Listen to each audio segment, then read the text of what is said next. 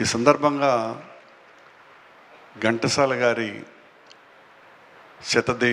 జయంతి ఉత్సవాలని నిర్వహించటం, వాగ్గేయకారులైన అన్నమయ్య కావచ్చు, పురంధరదాస్ కావచ్చు, త్యాగరాజస్వామి వారు కావచ్చును, ఇవన్నీ కూడా వందల సంవత్సరాలుగా జరుగుతున్నాయి అంటే దానికి కారణం వాటి వెనక బలమైనటువంటి శక్తులు ఉన్నాయి. అన్నమయ్యది కూడా ఇది వందల సంవత్సరాలుగా నిజానికి ఏం జరగల. కేవలం వేటూరు ప్రభాకర్ శాస్త్రి గారు, రాళ్లపల్లి అనంతకృష్ణ శర్మ గారు లేకపోయి ఉంటే అన్నమయ్య బయటికి వచ్చేటువంటి అవకాశం కూడా లేదు. ఇది జరిగి కేవలం 70-80 సంవత్సరాల మాత్రమే అయ్యింది. తిరువాయూరులో 200 సంవత్సరాలుగా త్యాగరాజ ఉత్సవాలు జరపటమే చాలా గొప్ప సాంప్రదాయం. అలాగే పురంధరదాసును కన్నడీయులు చాలా అద్భుతంగా మోస్తూ ఆయన్ని ఆ వారోత్సవాలు లేకపోతే ఆ జయంతి వర్ధంతోత్సవాలను జరుపుతూ ఉండటం రివాజు. వీటిలో వెనుక ఓ ట్రస్టులు ఉన్నాయి. ఒక ఆశ్చర్యమైన విషయం, భారతదేశంలో సినిమా సంగీతంలో రారాజుగా వెలిగినటువంటి వ్యక్తి ఘంటసాల వెంకటేశ్వరరావు గారు. కానీ ఘంటసాల గారు చనిపోయి 49 సంవత్సరాలు అయితే ఏ ఊరికి ఆ ఊరు, ఏ గ్రామానికి ఆ గ్రామం, ఏ పట్టణానికి ఆ పట్టణం వాళ్లకు వాళ్లే 45 సంవత్సరాలుగా తమ గుండెల్లో పొదిమి పుచ్చుకున్నటువంటి వ్యక్తి భారతదేశంలో ఎవరైనా సంగీత సామ్రాట్ ఉన్నారంటే ఒక్క ఘంటసాల గారు మాత్రమే. ఇంత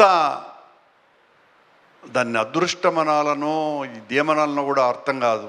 ఎవరు వాళ్ళకేం చెప్పేది లేదు, మీరు చెయ్యండి ఈ కార్యక్రమము అని ప్రోత్సహించేటువంటి వాళ్ళు లేదు.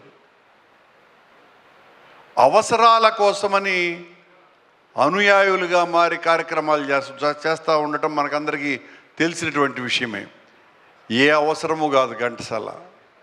ఘంటసాల మన మనసుల్ని రంజింపచేస్తున్నటువంటి వ్యక్తి.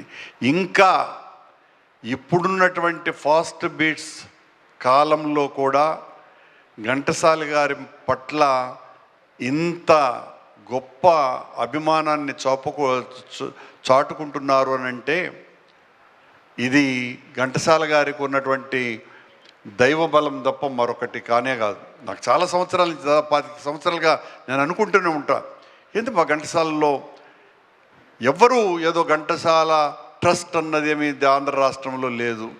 ప్రభుత్వమా డబ్బులు ఇచ్చి ప్రోత్సహించి ఘంటసాల జయంతి వర్ధంతోత్సవాల్ని జరపండి అని చెప్పినటువంటిది లేదు. ఘంటసాల సంగీత పోటీ నిర్వహణలు ఇలాంటివి నిర్వహించడానికి ఎవరో పాశ్చాత్యులో లేకపోతే ఎన్ఆర్ఐలో వచ్చి వేల లక్షల రూపాయలు ఇచ్చి చెప్పింది లేదు.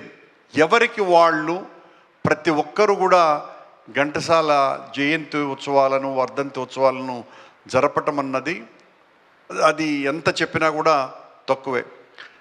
వీళ్ళ పాటలు వింటేనే ఘంటసాల పాడిన పాటలు పాడిన వాళ్ళవి వింటేనే ఇంత తన్మయత్వం అయితే ఘంటసాల పాడితే వింటే అంత తన్మయత్వం ఏ స్థాయిలో ఉంటుంది?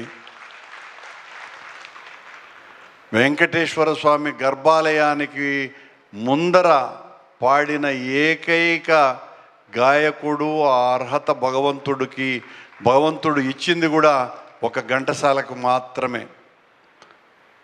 అన్నమయ్య తరువాత పురంధరదాసు కూడా ఆ భాగ్యం దొరకల.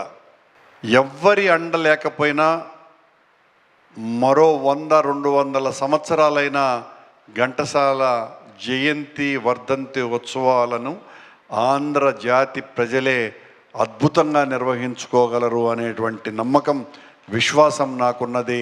ఆ కంఠానికి ఉన్నటువంటి మాధుర్యం అది.